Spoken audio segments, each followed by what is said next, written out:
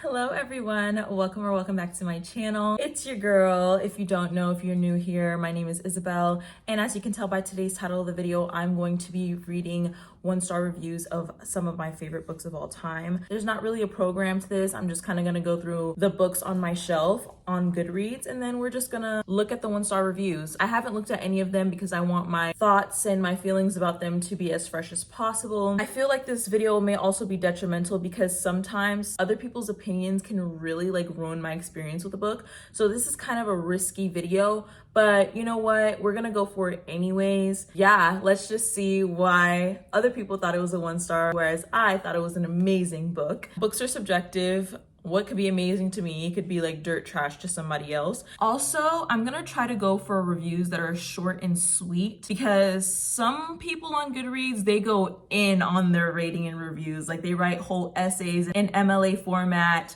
with cites and sources and gifs and all that jazz. And I just, quite frankly, I don't have the time, the patience, or the attention span to read that long of a review. So we're just gonna go for the ones that are short and sweet and hopefully funny for the entertainment purpose of this video. For the first book we're doing, it's Alone with You in the Ether by Olive Blake. Somebody commented and said, "It was so bad, I want to give you a 0, but that's not possible. So I give you a 1. I mean, that's not bad. But there's no reasoning behind it. They just kind of said it was just trash. Somebody else said, "Now which one of you mother effers convinced 48,000 people to read this god-awful, corny, pretentious, fake deep, try-hard, surface level, no purpose, no plot, no development, stupid book, and how do I seek compensation?" Wow, girl.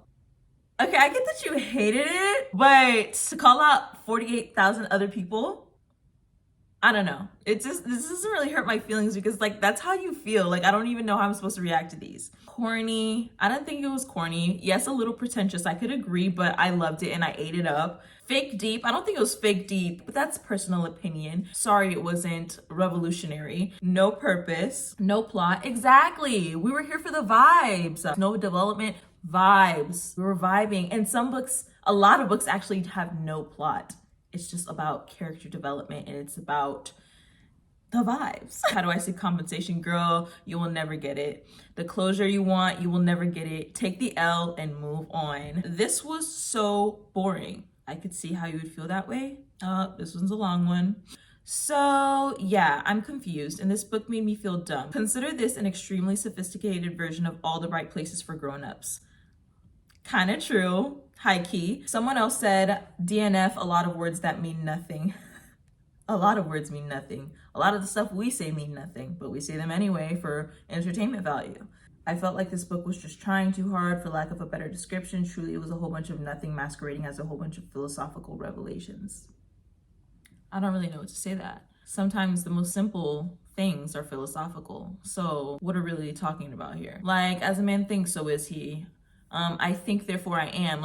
Yes, we all know these things, but when you put it into the position to be thought about, I don't know, whatever. Who is giving this dumpster 5 stars? That would happen to be me. Trace his thoughts, trace his knees, trace my hands/fingers. She's quoting the book. And then she commented, "Trace my anus."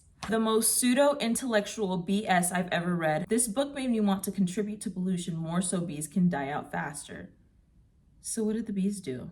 No plot, no substance, empty characters, just the same bleep over and over again for 300 pages. They understand each other so well, but they're still trying to figure each other out. Yeah, I think that's a universal thing. You can know somebody for so long and still not know really anything about them. You're constantly refiguring out or getting to know somebody over and over again. And that's what people say who have been together for years and years and years, is that they find themselves continuously falling in love with a person because nobody's ever the same. So I think that's redundant. Okay, I think this is the last one I'm going to do for this book. This book was trying too hard to be sophisticated. I was really disappointed because I was really looking forward to it. First of all, I have this thing about when people say trying too hard to do something. Isn't that the point of life, is to try? Imagine if nobody put effort into anything. I get what you're trying to say, but also that's the point. Okay, what if she was trying?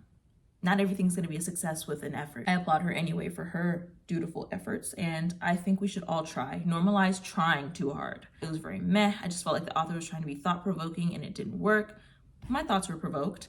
Would not recommend, would not reread. We'll keep on bookshelf though because it's pretty and the paper feels nice.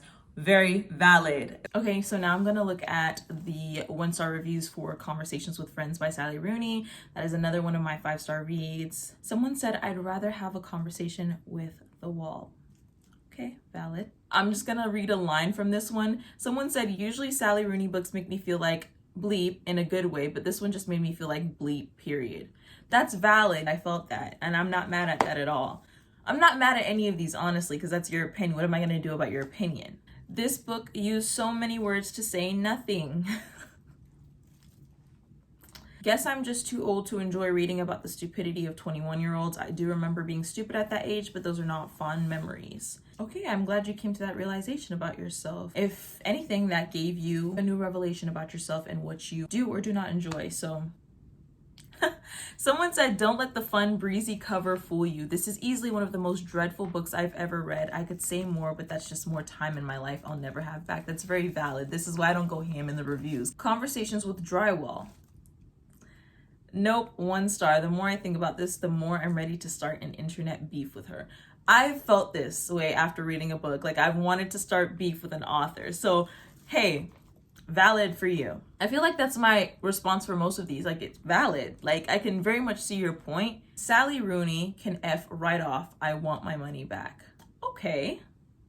I mean, I think that's a little far, you know? Or just, you know, trial and error, and that's kind of what comes with taking a chance on a book. Everything about this book was shallow, performative, conceited, and none of it had any development. I'm at a loss for what to say in a review because I honestly don't care enough to think of anything. If I could rate it less, I would. So she basically said, I want to give you a 0, but that's not possible. So I give you a 1. No, this is valid. I'm not pretentious enough for this one. Very true.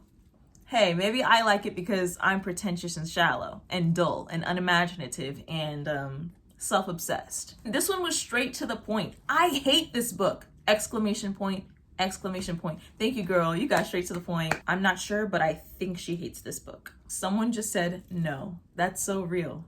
Just no. Okay, I think we're done with Conversations with Friends.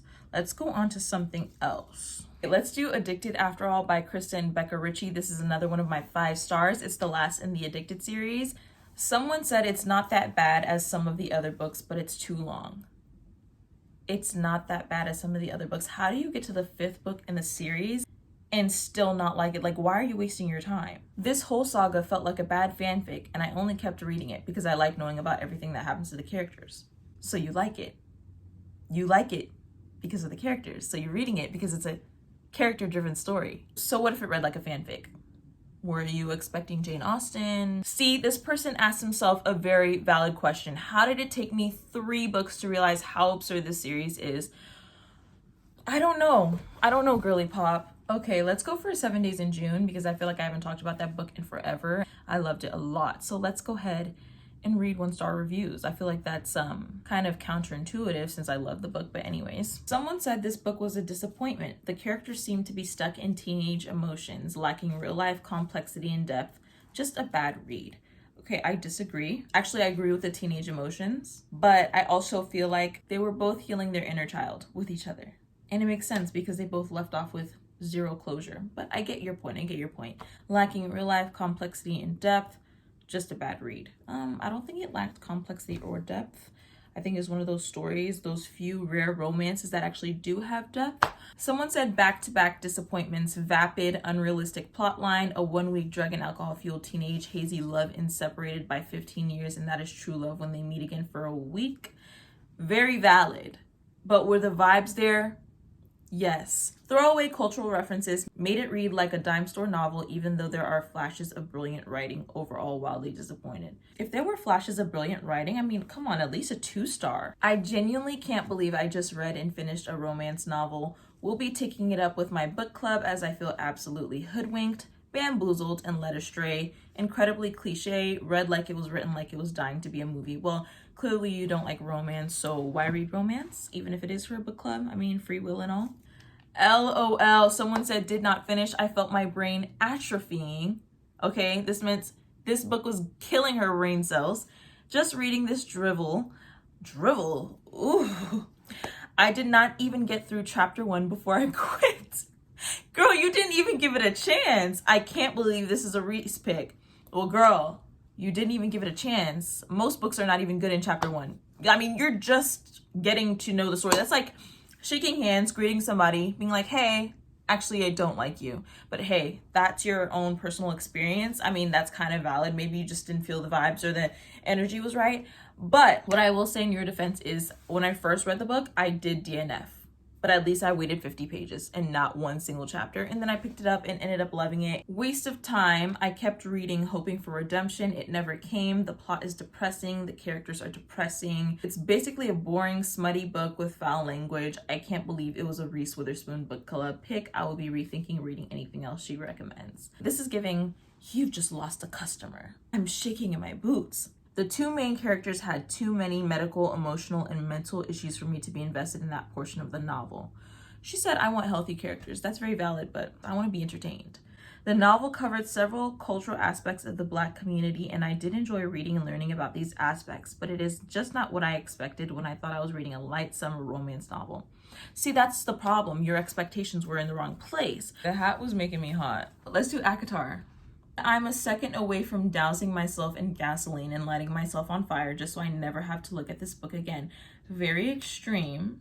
Just throw the book away, hun. Clearly, this book had an everlasting impact on this girl because she said, my hatred for this book keeps on growing every day. Wow. Girl, just forget about it. That's what I do. I actually feel personally betrayed by this book. Feel betrayed by the people who recommended it to you. Trying to cleanse this series from my brain. See, this is a productive one. Someone said this book can F right off, to be quite honest. Well, thank you for your honesty. Okay, guys, I think I'm just gonna do like 4 more books and I'm gonna call it quits. Let's do Magnolia Parks. This should be interesting because this series gets a lot of hate. I can enjoy toxic romance, so that wasn't the problem. But this is badly written, boring, repetitive, and ship with no chemistry. No chemistry? BJ and Magnolia have no what? No chemistry? Or are we reading the same book? They can literally communicate through their blinking. Tell me that's not chemistry. Yeah, waste of my time. BJ has to be one of the most annoying characters I've ever read about. He is very annoying, but I love him all the same. It's a love and hate thing we have going on. I will always root for BJ. She said, I won't continue reading this. Very good for you. I'm very happy for you. Please don't waste your time if you don't enjoy it. Someone said, I have a lot of regrets. Jail to the person who recommended me this book. You will answer for your crimes. This is giving when Wendy Williams was talking about Britney Spears' family and she was like, death to them all. And everybody was like, oh, that's what that was giving. Reading this book was like watching a car crash. Very true. The events unfolding before you are horrible and you want to look away, but your eyes are somehow glued to the disaster ahead, so you keep looking. Very true. This book contains cheating. It's literally the main plot line. Miscommunication, slut-shaming, manipulation, that every guy's into the FMC trope. I see nothing wrong with that. Why not? Why not everybody be obsessed with the FMC? I love that. You're just a hater. Substance misuse and a whole lot of toxicity. While I won't be continuing with the Magnolia Parks universe, I can see why some people might like this book. Thank you. But it just wasn't for me. See, that's real. Fingers crossed my next read will be better. Fingers crossed for you too, girl. I hope you really did enjoy that. Enjoy the next book. As always, happy reading. Oh, she's so cute and so positive. I take that back, calling you a hater. You're not a hater. Like, I don't even mean it in a bad way when I call you a hater. Like, you're just a hater. Like, it is what it is. Someone said this book reminded me why I hate men so much. Girl, if you want to love men, if you want to appreciate men, don't read Magnolia Parks. You'll be scared to fall in love. This is so real. F every single character. I wish them the worst. She's so real for this. Why did everyone and their mother rave and go absolutely ballistic over this book on TikTok? The two main characters are some of the most insufferable, spineless people I've ever had to read about. This is the part that gets me. After saying that, though, do not judge me if you see me reading the rest of the books in this series. It's just purely because I like some of the side characters and would like to know where they land. Girl, very valid. We're not judging you here. This is a judge-free zone. Sort of. Not this person using the author's words against them. How's the weather over there, Parks? And they replied, awful. I'm not going to read that long review, though. This is actually trash. Main characters are boring and reductive. Their only personality traits are being toxic F-wits. Literally no plot at all. Question mark, question mark, question mark, question mark. Hate, hate, hate. In case one hate wasn't sufficient enough. Whoever says that this book is the British version of Gossip Girl must hate the show. Actually, not true, because Chuck and Blair, all right, I think they're just as toxic as Magnolia and BJ. Like, literally, have you not watched the show? I think you haven't watched the show. No, because this is actually so real. This is talking about Magnolia. Why are you crying and reciting the Sears catalog to me? If you know, you know. But if you don't know, I'm gonna explain it to you. Magnolia has this thing where she has to describe every person's outfits. And I have to admit, I'm not a fan, but I'm not mad at it either, because like, that's her thing. No shade, no tea. Someone said, not my happy place. We'll give you points for wordplay. For the people who don't know, this is after that TikTok sound. Ricky, when I catch you, Ricky. That's funny. That's funny. I'll give you that. It was funny. This one is Beach Read by Emily Henry. Someone said, if I have to read another Crooked Smile again, I'm going to die. Girl, for the sake of all of us, never read a romance book again. We want you to live. This girl said, the sweetest book ever? Oops, sorry. I just got diagnosed with diabetes. I think you meant diabetes. You thought you ate that? Someone said, stop being an author. I think she's gonna go on to be an author. Let's go to Fourth Wing. That is our last one for this video. Who had a gun to the head of everyone who rated this 5 stars? Well, this is awkward. Zayden could spit on me and I would ask him to do it again. Then girl, why did you rate it 1 star? Or was he the only redeeming quality?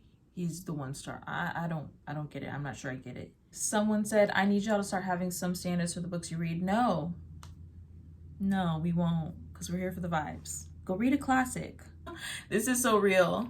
I'm so tiny. Yeah, I hate that. Like, that's an ick for me too, but there's certain things that are actually, there are a lot of things that are icks to me, but I just bypass them. Okay, there's not very good ones for these, so we're just gonna call it wraps. If you guys have reached the end of today's video, thank you so much for watching it. Let me know if you enjoyed this video. Let me know what kinds of videos you want to see from me in the future. I'd love to hear your thoughts about the books that I've mentioned in this video in the comments, whether you agree with the comments that were made, because even though they were my favorite books, there were some points that were made, and I can admit that. Anyways, thank you so much for watching once again. Make sure to like, comment, and subscribe, all that good stuff, and I will see you guys in the next video.